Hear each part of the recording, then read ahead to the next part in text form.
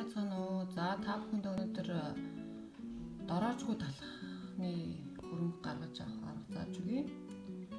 Энд маань юу орох вэ гэхээр 220 г бүлээ ус 40 градусын. Энийгээ би жигнээд ингээд дотор нь орох зүйлээ хийцэн байна. Энийг уусгах нь энд маань юу орох вэ гэхээр энд одоо энэ хоогончгот гэж ярьдаг. Манайхаар бол одоо буудаага хурааж аваад гурилаа тэрэмтгэхээс өмнөх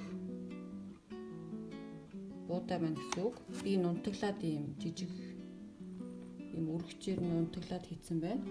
Хэрвээ та бүхэнд байх бол нөгөө нэг гар өвгөө штабт чинь нэг цахилгаан юу гэдэг чинь цахилгаан залгаад ингээд нутгалчих болно.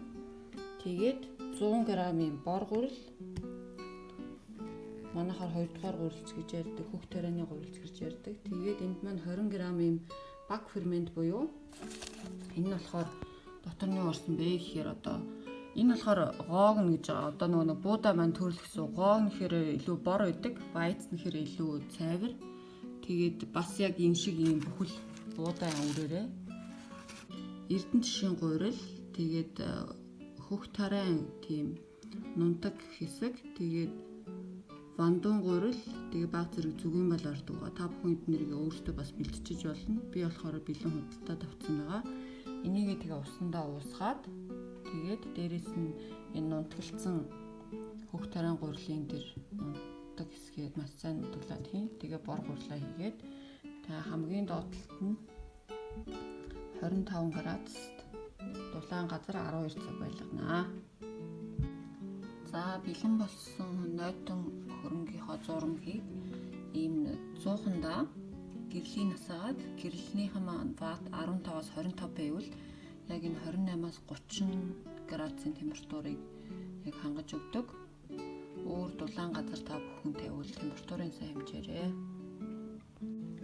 За одоо тэгээд 18 цаг болгосон хөрөнгө маань нэмэрхүү болсон байна. Доороо юм бөмбөлөг үүссэн.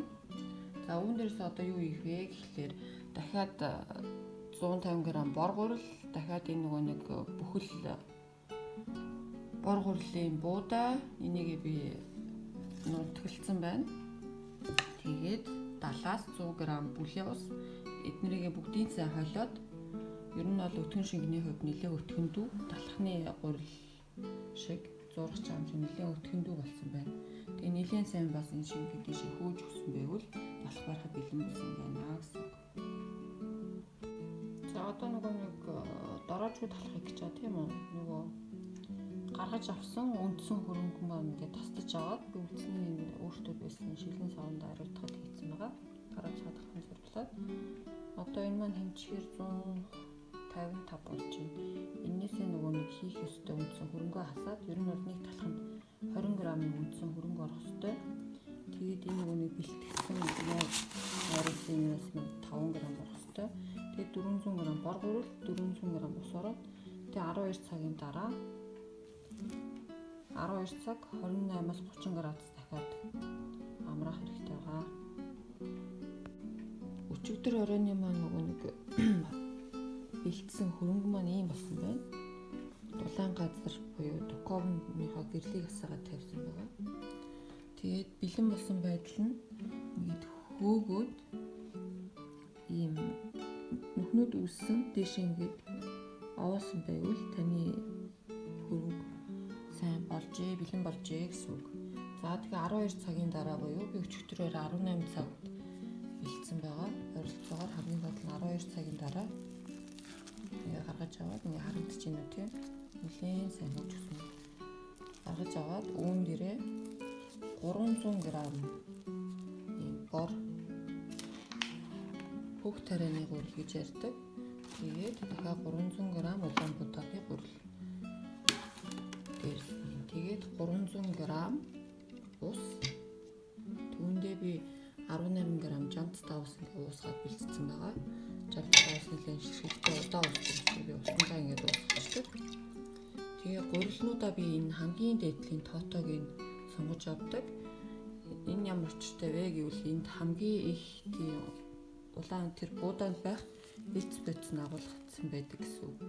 Баг тэрэмдсэн гэсэн үг. За тэгээд эднэрийг бүгдийг нэндээ сайн хольж хутгаад дахиад бүтээгээд хамгийн доод нь 30-аас дахиад 50 минут амраана.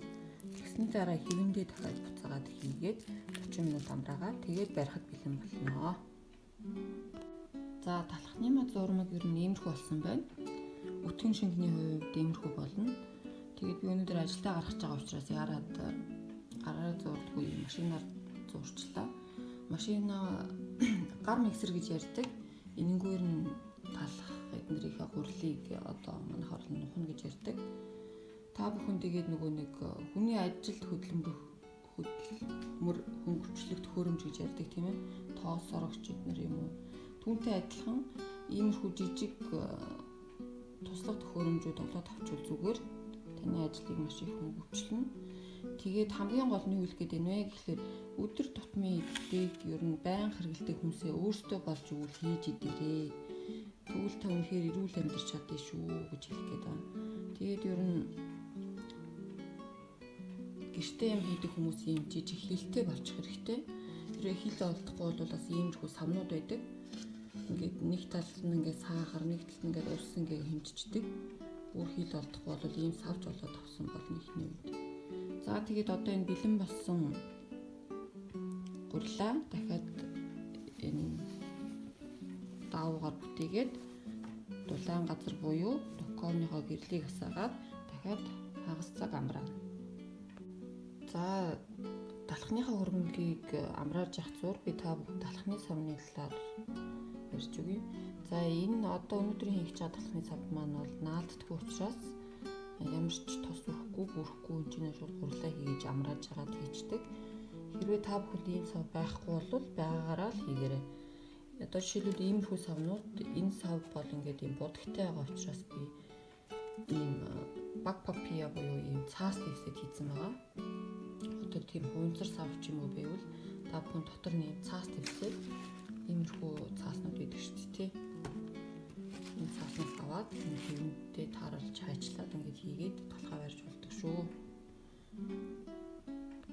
За далхныхаа зурмгийг 30-50 минут байлгасныхаа дараа энэ хэвэндээ ингэж хийгээд дахиад 30-50 минут бүлээн дулаан газар хуучиж тавиад тэгээд 220 градус бараг цагаар ойролцоогоор 1 цаг талхаа болгоно. За далхны маань зурмаг ер нь 30 минут хөвгөл юм болсон байна. Тэгээ эртээ хутгаар ингээ голоор нэг хэрчээд өгөөрэй. Тэгвэл ингээд ийш тийшээ бомборж өөр хэлбэртэй болохгүй зөв хэлбэртэй болдог байгаа.